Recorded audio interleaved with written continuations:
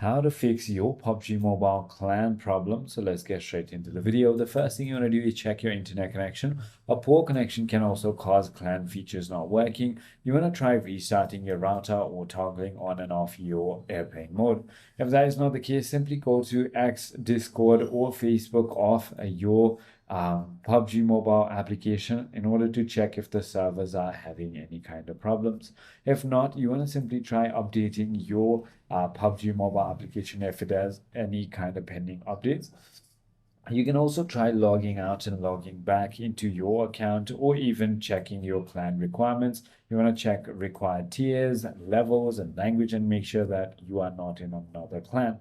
Also, if the clan is full or clan has maximum number of members, you will have to ask the server owner or the clan owner to remove someone to add you in. If none of it works, try contacting their support team. I hope this video clarifies everything for you. If you have further more queries, feel free to comment down below and I'll see you on the next one.